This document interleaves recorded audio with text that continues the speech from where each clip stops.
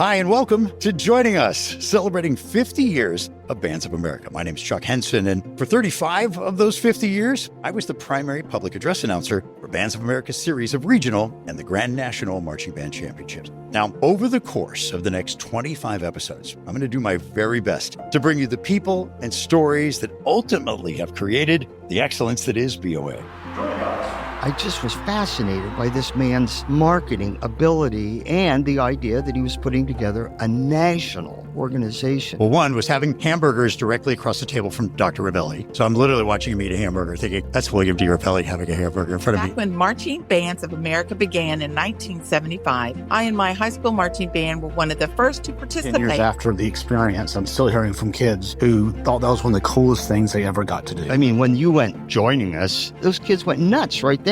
You could have read out of a phone book from that point on. You had them. They're just going to blow the roof off the place. Like, I get chills thinking about it. The rifles would spin rifles, then they would catch them and they would fall on the ground at the end of the tune. Like a death drop. Yeah. What's in your blood? If you cut my arm, I'll bleed Bands of America, Music for All. What Marching Bands of America started was innovative, so new, so exciting. 50 years, a half century? Are you kidding me? Happy 50th anniversary to Bands of America. So get your program, find a great seat here in our virtual stadium, and get ready to learn everything you ever wanted to know about Bands of America. Joining us from Bellbrook, Ohio.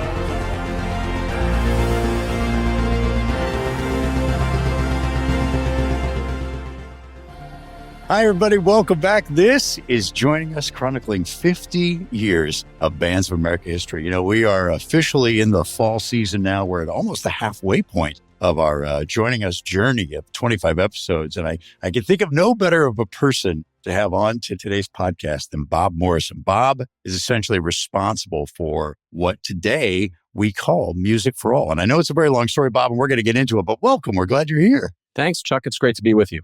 Now, I don't know that I know what instrument you play, but I'm going to guess you were a drummer. You are correct. Boom. I can tell a drummer a mile away. But you know what's really funny, Bob, is that Larry McCormick was a drummer. A lot of the people that we've been talking with that are very influential in the organization, they all came out of percussion, and drummers get such a bad rap, man. Well, you also know that Timmer is a drummer, Dr. Tim. That's right. That's right.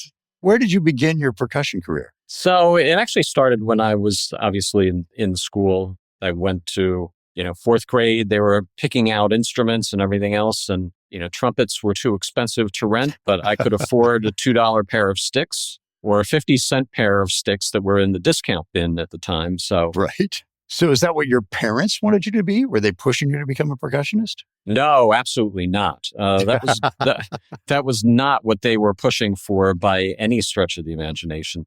No, it really was, for me, what we could afford. Yeah. I could afford a pair of drumsticks. Yeah. And at the time then, coming up through school, it became clear that this was something that I was, pretty good at. And so when I was a senior in high school, actually it was my junior year, that I actually came home and turned on PBS. And the first thing that I saw was the Crossman Drum and Bugle Corps. I was just going to say it had to have been the old PBS Drum Corps International Championships. Where you're from the Northeast, right? Yeah, I'm from outside of Philadelphia, southeastern Pennsylvania. What school? What high school was that have been? Phoenixville High School. Phoenix, yeah, every Phoenixville is going woo woo woo right now. That's right. No, my Phoenixville Phantom colleagues. And so when the Crossman came on, I'm like, wow, that's pretty interesting, because I wasn't really familiar with drum corps or anything of that nature. And then a couple of weeks later, I heard that they were going to be performing at a contest where we were performing. Where your high school was going to be? Yeah, so the marching band was performing at Westchester University, which obviously has lots of connections to Music for All and Bands of America. And so we were at Westchester, we were performing for our contest, and the Crossmen were there in exhibition at the end of October. So they did an exhibition and had a call for people to come out to auditions. So I convinced a friend of mine to go out for auditions, and we went to the Crossman rehearsal in November of 1978. Yeah. And we were late. We were late for the rehearsal. So we went in, and the folks inside said, go on the truck and get a drum. And we went out to the truck, and there was a 32-inch bass drum and a 32-inch timpani that were left on the truck. So my friend took the bass drum, I took the marching timpani, and that's how it started. Dude, you were a marching timpanist? Only for 1 year. How's your back? My back is fine because I only did it for 1 year. For folks that, thinking of the Crossmen are currently out of Texas, right? Correct. Out of San Antonio. What year did they make that transition? Do you know, from Philly to Texas? I think it was in the 2000s. I think it was kind of in the mid 2000s where they made the transition down there. But, for the longest time, obviously, they were founded and run by the Robinson family that really created it. It was a magical opportunity to be involved in the marching percussion at that particular point in time, because after 1979, I went to our director and I said, look, you have 4 people running around with timpani strap on their back. If you set them down on the ground, I'll play all 4 of them, and you can take those 3 other positions and make them horn players. And back then, it was all about how can we get more horn players on the field.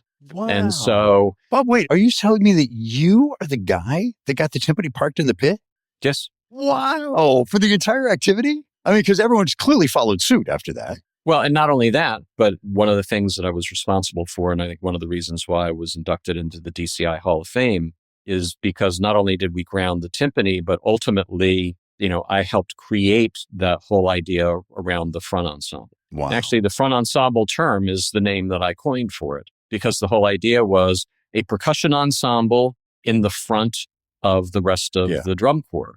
And that created the name, the front ensemble, which we kind of perfected once I aged out and went to the cadets to start teaching there and writing and arranging from 83 through 86. Have you always been that kind of forward thing? Because you said it was 79 when it was your first year, right? First year.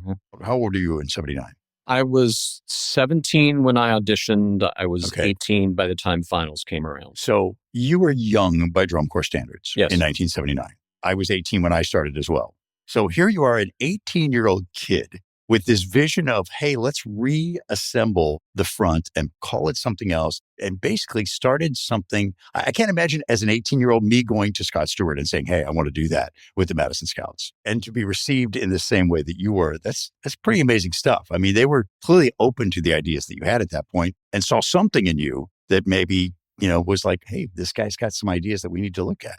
Well, and not only that, I also felt that the timpani wasn't, looked at like the other instruments. So there wasn't... It's not a marching instrument. It never was a marching instrument. It never should have been a marching instrument, right?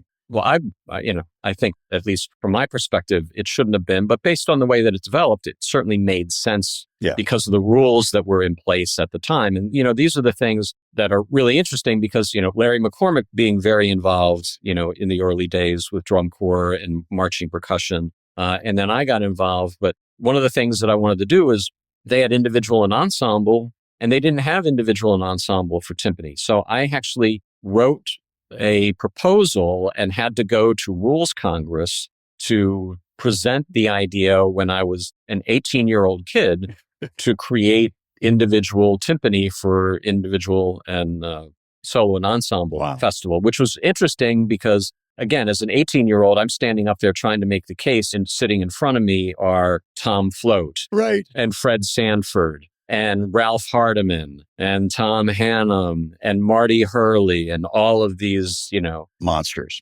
All the monsters that are on the Mount Rushmores of percussion. And there I am as a kid trying to say, hey, can I please have timpani and solo and ensemble? So have they finished carving your face on that Mount Rushmore percussion yet? No. That's reserved. That's reserved for the battery folks. Front ensemble people, we kind of sit on the side here. So. Oh, I understand. Did you march your age out through Crossman? Yeah, I marched through 82. I aged out in 82. I actually won the solo and ensemble the first 2 years they had it. So in 81 and 82, I actually won the solo timpani I&E championship. Then when I aged out in 82, Tom Hannum was recruited to go to the Garfield Cadets. Tom then recruited me to go with him to cadets to help out. And that's where I started my arranging career and instructional career. Those are some okay years for cadets. Yep, they were. How many championships in that amount of time?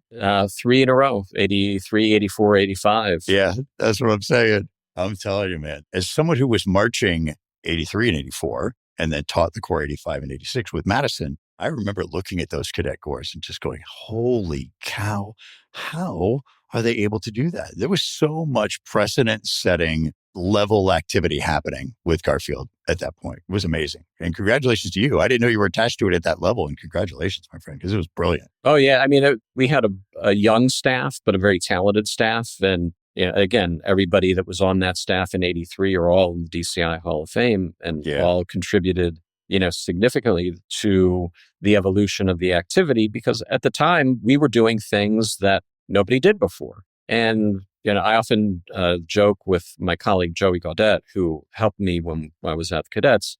After we won in 83, it's just like, just wait to see what this will look like when we really know what we're doing.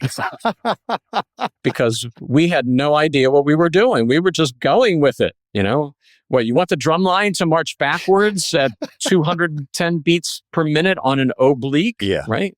I think that the universal, what I get throughout listening to everyone talk about their history in this activity is that the greatest people didn't really they didn't know what they were doing. They were doing what they loved, and they were doing what they thought was going to be progressive and new, but it didn't have to have precedent because it's new, right? And that's what you guys were doing.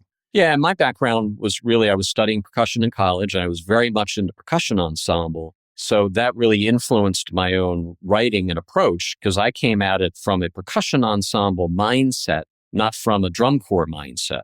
And that's how I was able to kind of combine those things together at the time, which was logical to me. I didn't realize that we were kind of setting the pathway for high schools and now drum corps to be rolling out, 30 keyboard instruments and $100,000 of sound design equipment and all the other stuff that goes along with it these days. All the band dads that get to roll that stuff out. You get to thank Bob for that, by the way, just so you know. Yeah, when they find out, they curse me.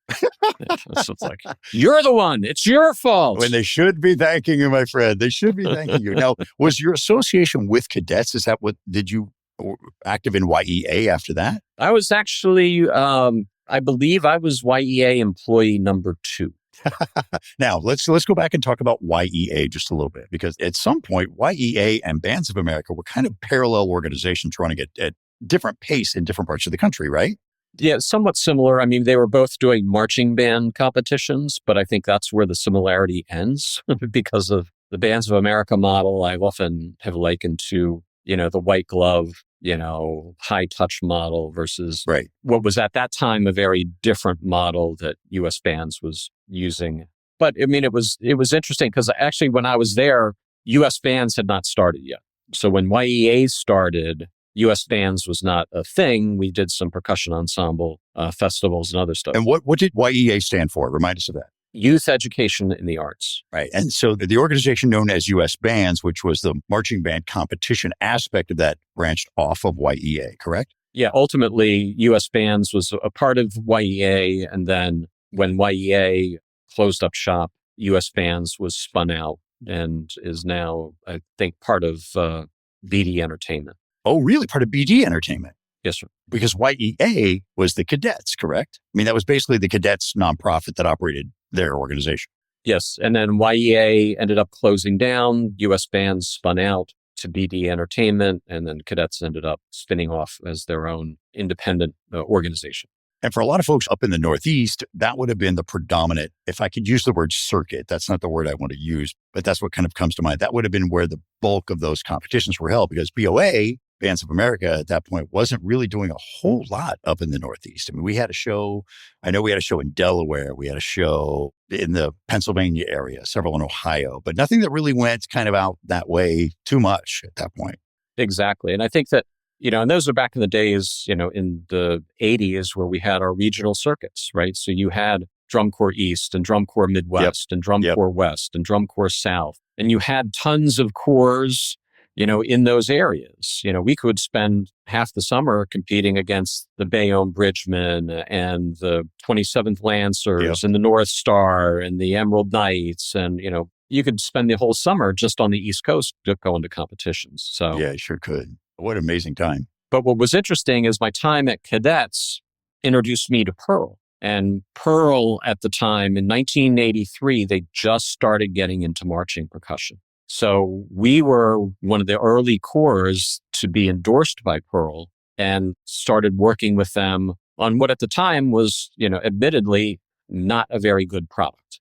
And so over the years that we were working with them, the product got better. And I spent a lot of time, working with Al Duffy, who was in charge of the marching percussion side of things at Pearl at the time. But ultimately, what ended up happening is Pearl recruited me to come to work for them. And in 1986, I left cadets in YEA and I went to work for Pearl. And that then started me on my professional career of being involved, both in the music products industry, but ultimately led to my connection with Bands of America, because in 1988, 1989, after I had been put in charge of all of the marching and concert percussion for Pearl, I had approached Bands of America around sponsorships, just as we had approached DCI around sponsorships. We ended up being the title sponsor for the PBS broadcast for, I think, 4 or 5 years in the late 80s into the early 90s with DCI. And then I worked to structure, something similar, not at the title level, but certainly as a sponsor for Bands of America. And so we started getting involved with the organization in the late 80s. And that was the beginning of my connection to Bands of America. I think that's when I would have met you, because I was doing a lot of the sponsorship work at that point. And I remember just trying to juggle. It was just such a fine line, because Yamaha, wanting what they wanted and Pearl trying to get what they... This was pre-Yamaha. Yeah. Right? So this is pre-Yamaha having the title sponsorship brand exclusive, that they have now, where we were just one of several sponsors jockeying for position, as it were. How did Music for All, your Music for All, how did that begin? So, I think Music for All was an outgrowth of a lot of related activities. So when I went to Pearl, I was involved with their marching concert percussion and ultimately became the overall director of marketing for the company. And when I was involved with the company at that time, I also started to work with NAM, the National Association for Music Merchants, particularly on their advocacy work. And they were developing the National Commission for Music Education, and they were fighting back against the lack of the arts being included as a core subject in the nation's education goals. And that really was attractive to me. So I started volunteering with NAM on some of those activities and events, ultimately getting hired to become their director of market development, which then continued my work in developing advocacy efforts and fighting to make the arts a core subject in our national education goals, which we were able to accomplish in 1993 at the beginning of the first Clinton administration. So we were successful there. And then I got involved in a couple of activities, but we were called in to help out with a film called Mr. Holland's Opus. And in 1995, Mike Green, who was the head of the Recording Academy, contacted us because he was a partner in our National Coalition for Music Education. He goes, "We have this opportunity with Hollywood Pictures and this film that they're working on that's about a band director. We need to develop an advocacy campaign around this. Can you take the lead in putting together a plan for how to do this?" So we sat down, wrote a plan together with what was then MENC, now NAFME, the Music Educators Association, the Recording Academy, NAM. We put together 50 screenings for the premiere of the Mr. Holland's Opus film in January of 1996. And the audiences were made up of principals, school board members, policymakers, and students, with the idea of using the message of the film as an advocacy message to get out to the broader general public. So we had these 50 premieres all in one night, 25,000 people gathered. And so that really whetted my appetite of, hey, there's got to be something more here. So I actually got with Richard Dreyfuss and Michael Kamen and said, we should start, the film needs to have a legacy. We can't just have it be a good film with an interesting message that people watching then goes away. What's the legacy? What's the leave behind? And I worked with Michael Kamen to convince him to get behind the creation of what is now the Mr. Holland's Opus Foundation. I will tell you, when Richard Dreyfuss came to Grand Nationals that year. In 1996, we organized that. It lit everything on fire. Here was a major Hollywood celebrity at that point, the RCA Dome.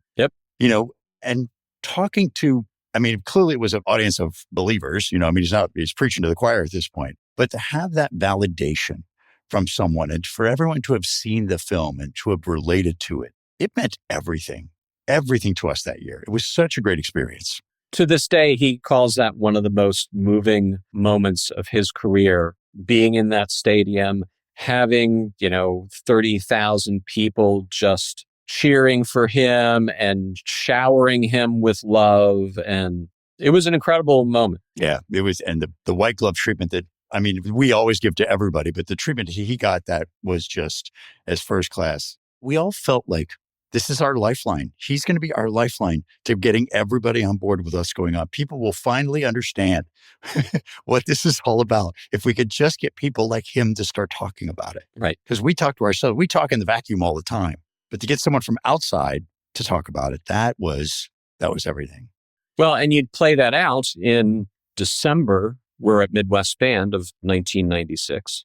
Michael Kamen comes and conducts the Michigan State Orchestra, where Dr. Tim and myself and Michael Kamen, we actually did a keynote session at Midwest. Wow. Talking about the lessons from Mr. Holland's opus, using film snippets to talk about, okay, this is what happened in the film. How do you address this in your community? And then it ended with Michael Kamen conducting the American Symphony, playing the film while he is conducting.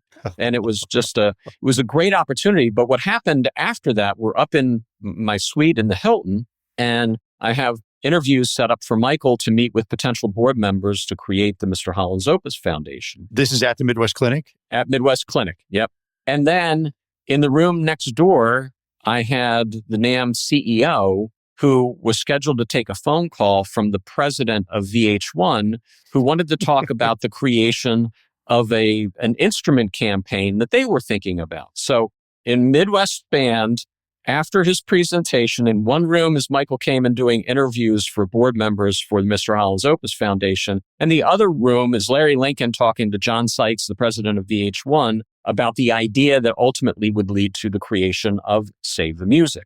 Wow. I remember that through the VH1 folks. Yeah. That was a great campaign as well. And so the reason why I'm taking you on this kind of long journey, there is actually a point to this, because I was then hired by VH1 to leave NAMM and go to VH1 to be the CEO of Save the Music and to help them build Save the Music, which I did, for the first 5.5 years of their existence, helped create that particular movement and the model.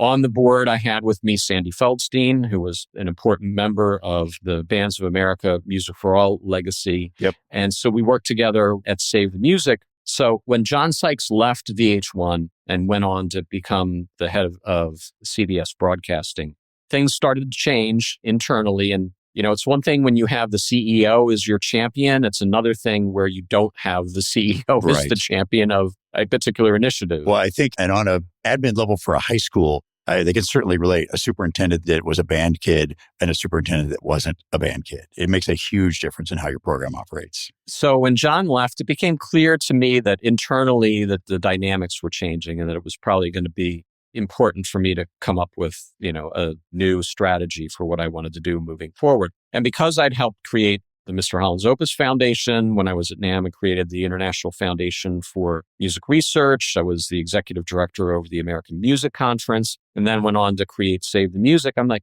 I'm going to build something for myself. I built stuff for other people.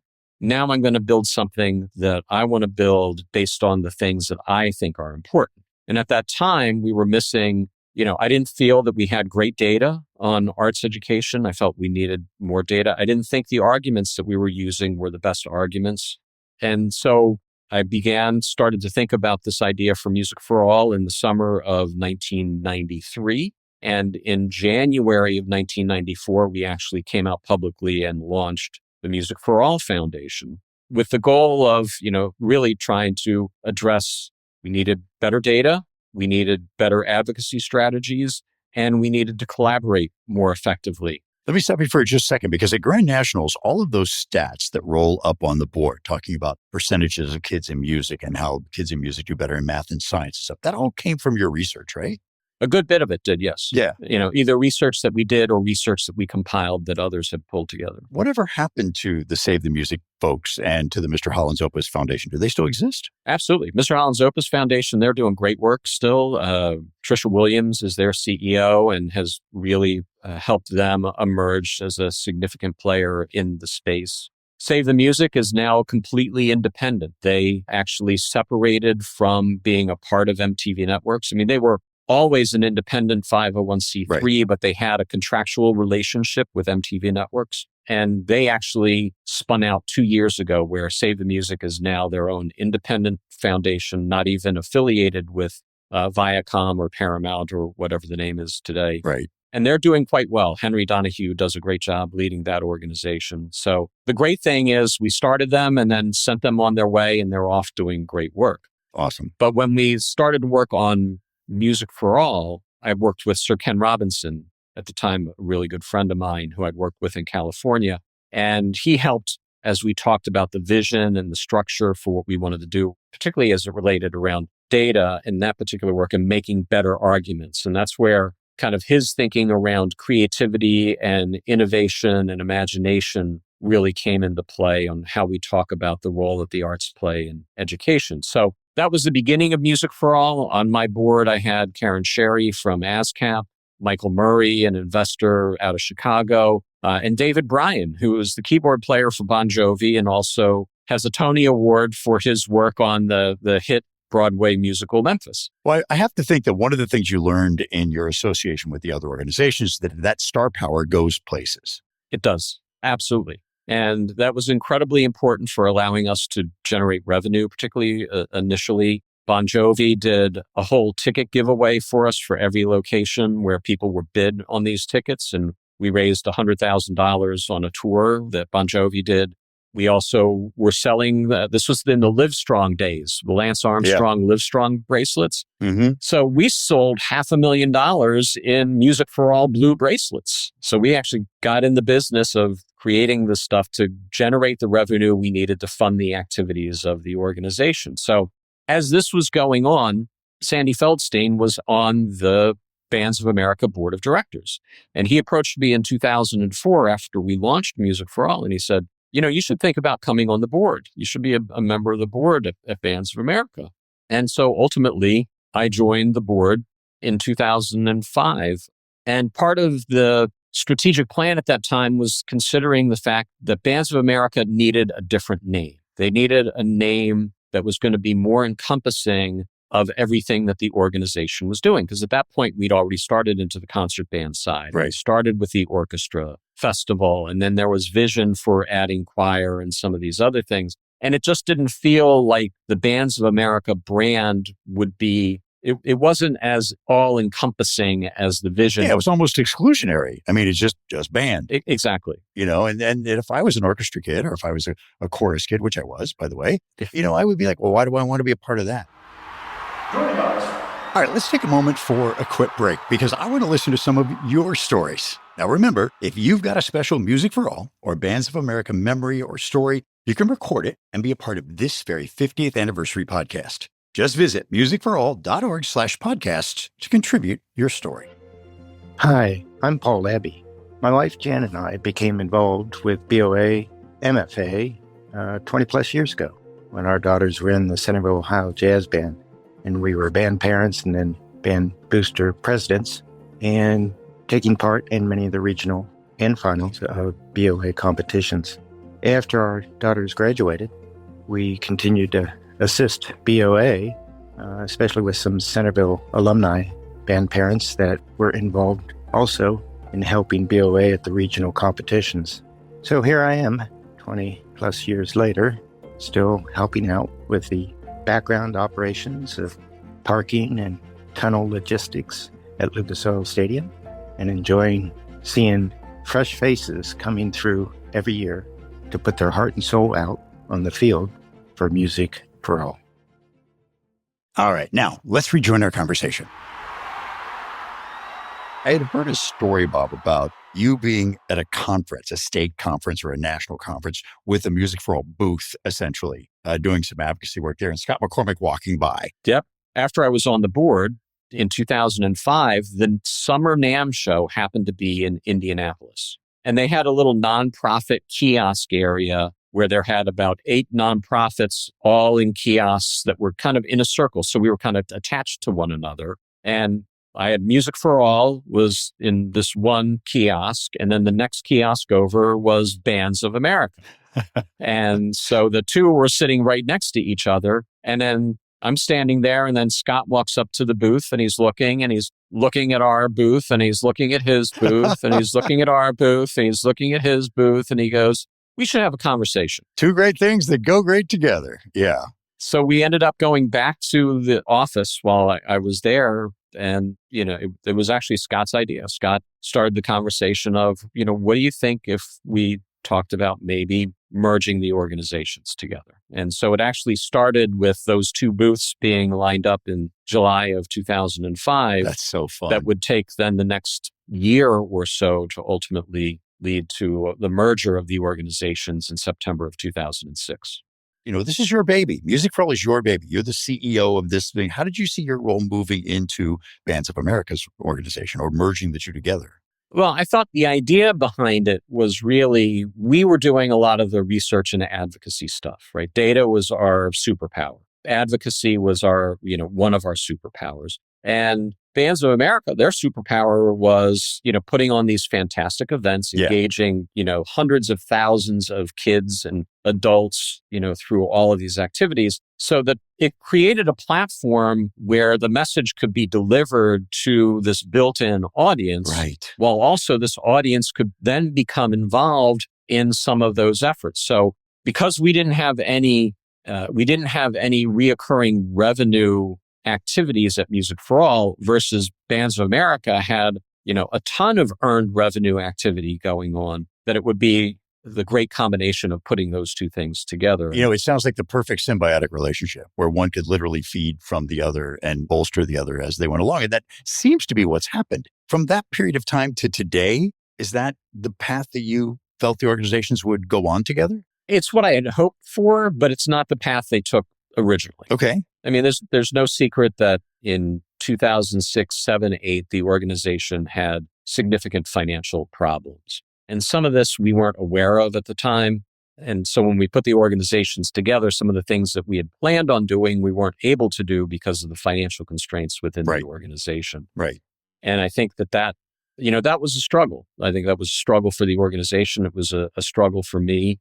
So in 2009, I actually left the organization. I was just like, okay, this is not working out. How did that make you feel? I mean, this is something that you had created that you basically gifted to someone else and now have turned and said, okay, not really what I bought into.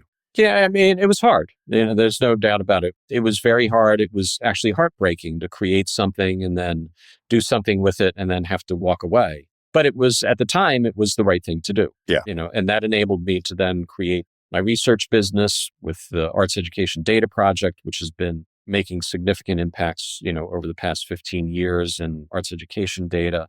But I think, sometimes distance makes the heart grow fonder, right? So, absolutely.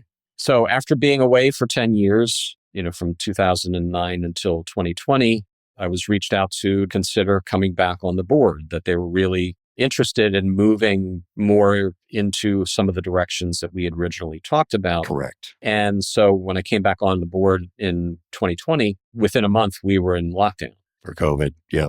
And which was actually, there are a lot of bad things about COVID, but there were some good things that were the unintended consequences of COVID. Well, talk about a time to revamp and reorganize. I mean, if an event production company has no events, and thank goodness the financial resources were there to maintain what we could maintain, or there wouldn't have been a Bands of America in 2022, when it came back around again. And that's where Jeremy Earnhardt and I had a conversation about the fact that now is the time to begin to, further develop and expand those other things. What are we doing to support music education and music educators? What type of programming and professional learning can we put in place? How do we really begin to live the values that Music for All talk about, or, that Music for All, just as a brand in and of itself, embodies? How do we address the all part? And I think that started with, going into COVID, what could the organization do? And I think that that's really the trajectory now that the organization has significantly expanded. No, I agree. And especially with this new leadership, it's going to be really interesting with Dr. Weaver to see where we go from there. I'm assuming you've met? Yes, we have met. I know Dr. Weaver very well, worked with him on the aerosol study. And that's really, I got to know Dr. Weaver during the COVID pandemic because he was leading the aerosol study. Can you explain what that was? The International Performing Arts Aerosol Study was conducted by the National Federation of State High School Associations, NFHS, as well as the College Band Directors National Association. And they came together to fund a research study to get the science behind what was needed in order for us to allow performing arts to continue in our scholastic environment. And it was really the work that they did in the spring of 2000 that allowed our programs to actually be in existence in the fall of 2020. Yeah. We needed to social distance. We put masks on our instruments. We did all these things to control the spread of aerosols, thus the name of the study, to allow our programs to be able to continue. So that's how I was able to meet James. He was director of performing arts for NFHS and was the co-lead on the study. So that's how he got introduced then to Music for All and Bands of America, was through the study that you were a part of. Yeah, and I believe that he was certainly aware of Bands of America at the time because he had been with NFHS for 5 years at that point in time and living in Indiana and Indianapolis. So I'm sure that he was familiar before then. But Music for All got involved with the study as a funder. And, I think that was part of the process of linking the organizations. Bob, were you in Indianapolis for the National Concert Band Festival that year in 2020? I was not, but certainly as a board member, I was tracking it closely and getting the updates, as the state was getting shut down. I was on my way to the airport to head to the event when I got a text message from someone at Music for All saying, the event's been canceled, because of COVID. Go home. We'll keep you figured out what's going on from there. But there were kids, and I think it was a California group that had already landed and were in the hotel and, there for the event that they had to now, the airlines have shut down. Everything is the country's beginning to just close up. And here we've got kids in a hotel in Indianapolis now for an event that's not going to happen. Oh my gosh, what do we do? Yep. From a board perspective, that must have just been crazy. It was. Well, first and foremost, the concern was, all of these people that we're now responsible for. It's just like, right. We've got to get them back home. We've got to get them home safely. We've got to try to do it in an environment where everything is shutting down around the country. And I think it's a tremendous amount of credit goes to Jeremy and to the entire staff at that time who just dropped everything to figure out how do we just get everyone home? It wasn't even worried about what do we do about refunds? What do we do about this? It was just like, how do we get people home safely? Once we get them home safely, then we'll figure out the rest of this mess. I think if there's a model for doing it right, I think they did it right. 100%. I mean, I don't know that anybody walked away from that going, well, that was a horrible experience. Even though the event didn't happen, the people that had already arrived and had to somehow get back home, I think still at the end went, that's a good organization. I mean, they took care of us. Well, and to me, that's really not a surprise. Right. Just because the way the organization approaches all of our events and all of our clients and all of our directors. And again, that caring, high touch, what can we do to help you? What can we do to make your experience better? That's part of the fiber of the organization. When somebody says, well, what's the special sauce of Bands of America? That's the special sauce. You nailed it. That's it. Exactly. That's the stuff, right? Yeah. And we all live it. We all feel it and we all live it every day. And as diverse as the backgrounds are of everyone who touches this group, and that's what I've learned in putting these podcasts together, is that you just said it exactly. It's that quest for excellence. It's that, how can I make your life a better place? You're still on the board today, right? Yes, sir. What is the board talking about these days? The next 50 years. Let's have it. Let's start talking about it. What's next for Bands of America? So I think, the Bands of America is going to continue to evolve as it has over the last 50 years, as the activity evolves. Bands of America responds to what's happening with the changes in the activity. And I think that will only continue. But I think that you're going to see more in the area of what are we doing to support our educators? What are we doing to grow opportunities? And a lot of discussion around how do we address the all part, right? And I think sometimes there's a misunderstanding of, well, how can you be Music for All when, you're not going to have everybody participating in your events? Right. There's not a children's pan flute division. Right. And, even if we could accommodate every single marching band, at our events, there's not the capacity to do so. Yet. Right. Yet. Yes. But I think the thing is, reaching the all part of this doesn't mean they have to come to your events. It doesn't mean they have to be in Lucas Oil Stadium or down at the Alamo Dome or in any of these other events. Right. There are other ways that we can impact the music education ecosystem that will have a positive impact on the all, whether they're coming to our events or not. And that's how do we address, the policy issues that are affecting music education? How do we address the teacher shortage and ensuring that we have a qualified educator for every opportunity that exists out there? What role can Music for All play in being a leading voice and highlighting these opportunities and challenges? What can we do as an organization to address the big issues that are facing music educators and music education today across this country? And how can we be a vehicle as well as a convening space for the brightest minds and the best state leaders to talk about how do you address these issues that are coming at you in a way that will be most effective? And I think that one of the things that we're beginning to see is that Music for All is stepping out and leading in those areas. There's the Teach Music Coalition that's been going on now for, I think, 4 years, that Music for All is providing the backbone support, meaning they're the organization that's coordinating amongst all of the organizations to make sure stuff happens, but they're not out there going, it's Music for All's Teach Music Coalition. That's not the point. Correct. It's everybody's coalition. Music for All is facilitating how it gets done. And the same is true with this new initiative that's been launched just recently, just in the past couple of weeks, called Music is Education. I'm unfamiliar with that. Tell me about that one. And you wouldn't be because it's just launching. So it's the Music is Education Coalition is a gathering of many of the national and state organizations that are concerned about, what's happening in music education to address what are the strategies that we need to help, particularly our state leaders, be able to address the issues that are percolating in the states that may have a negative or positive impact on music education as we move forward. So again, Music for All is acting as the backbone, providing website support, providing staffing to assist in some of these efforts, while all of the organizations are collaborating together to address what are the needs. So we did a survey back in the late spring of all of the states to identify what are the biggest issues that they're concerned about.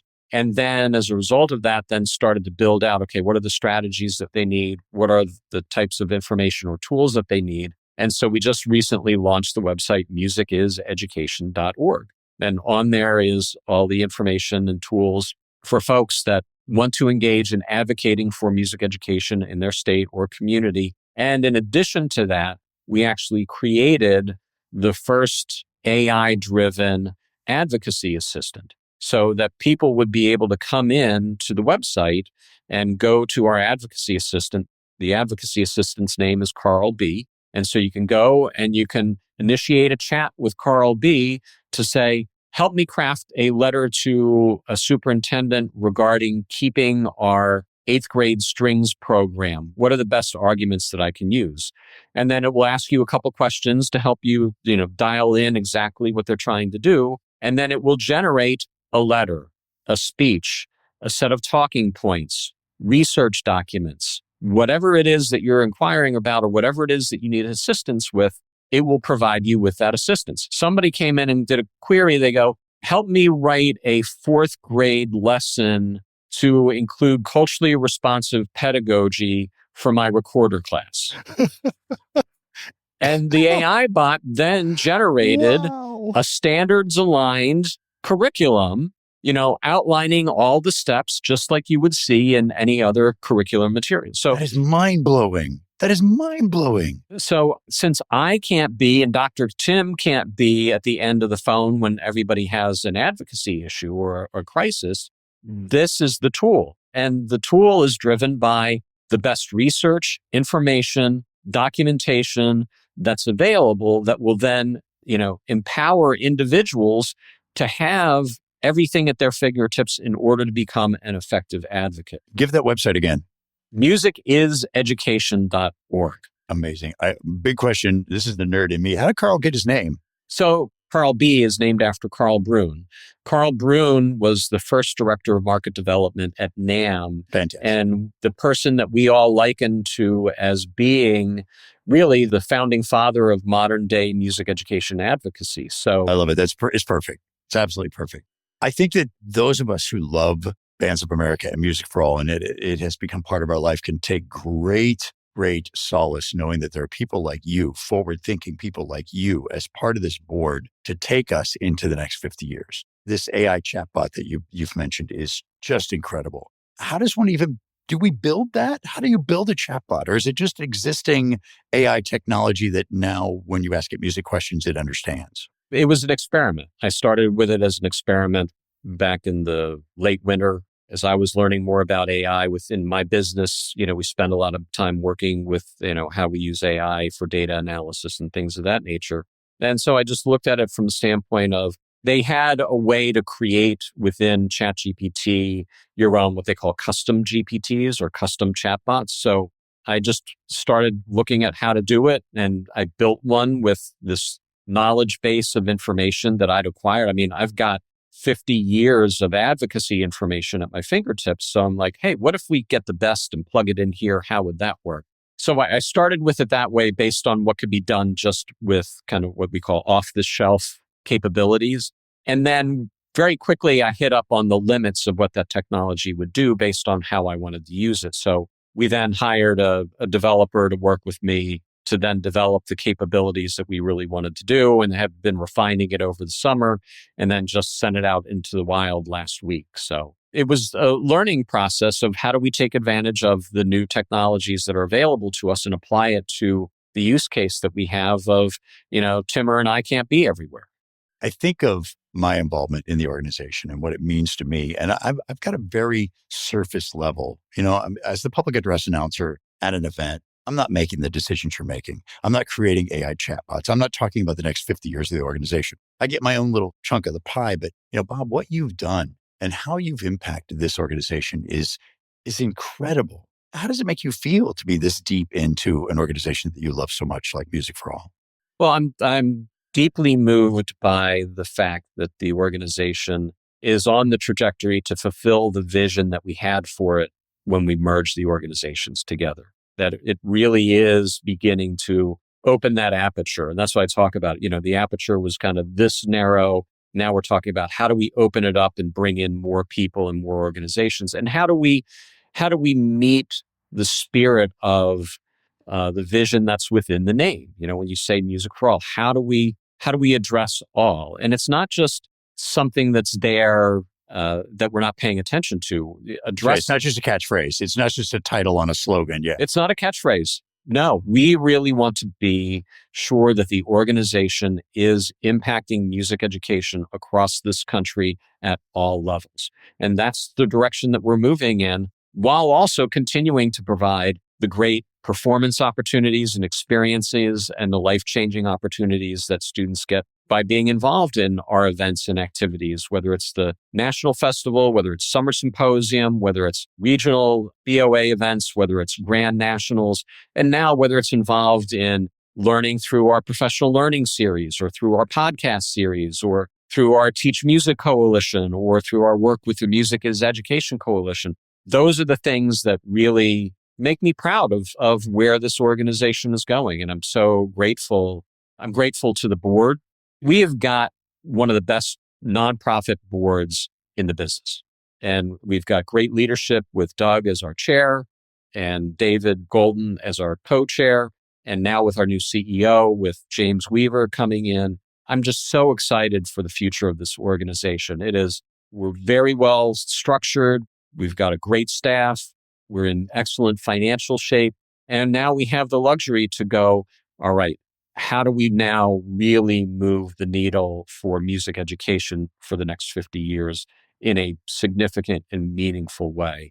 And that's really, really exciting to have gone from sitting on the floor in my family room with my kids and my wife stuffing bracelets into bags that we were shipping out when we first started this organization to now be sitting here going, Oh my God, Music for All is the largest music education nonprofit in the United States, bar none.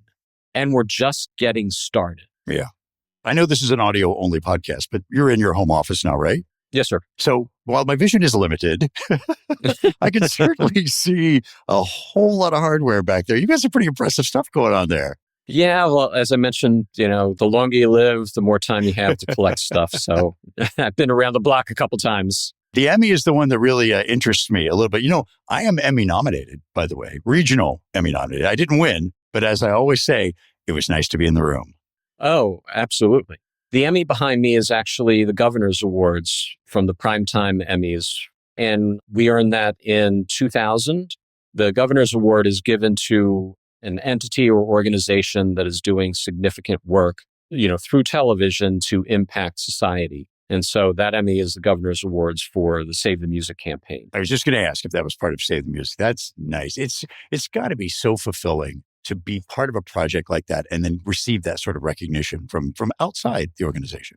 Absolutely. And we received that at the Creative Arts Awards ceremony. So it wasn't the broadcast ceremony. They do a ceremony the week before for a lot of the technical awards and some of these other awards. So yeah, we went there, went on stage. I was handed the Emmy by Henry Winkler.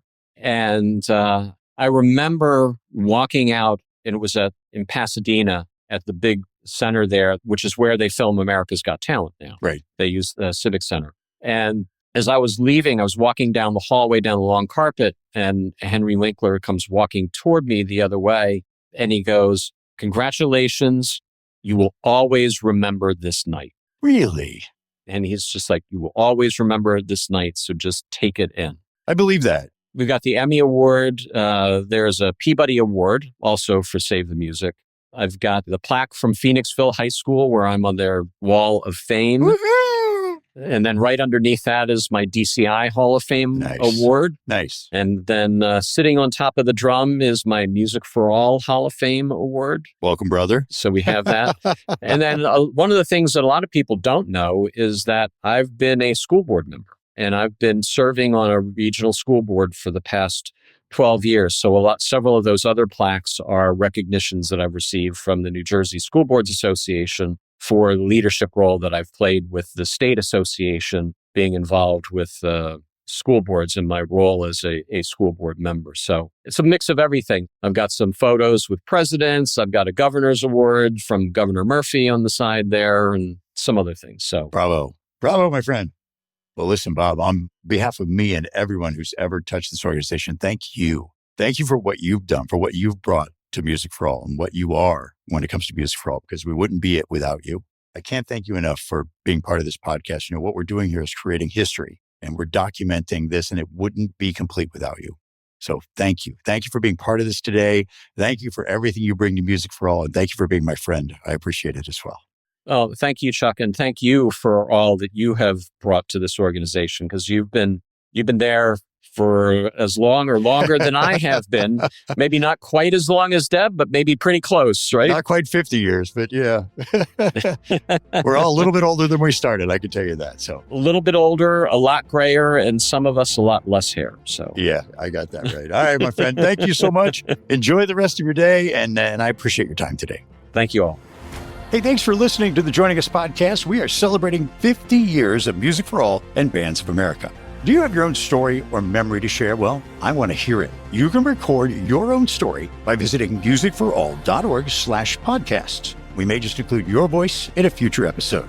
Hey, thanks to Yamaha, our national presenting sponsor. And don't forget to make sure you're subscribed to the Music for All Podcast Network, wherever you get your podcasts. I want to thank Ben and Laura from the team at Music for All for making this happen and lining up all of our guests. And of course, the way it sounds, that's the magic of our executive producer, Patrick Keller. I'm Chuck Henson. Thanks for being here. We'll see you next week on Joining Us.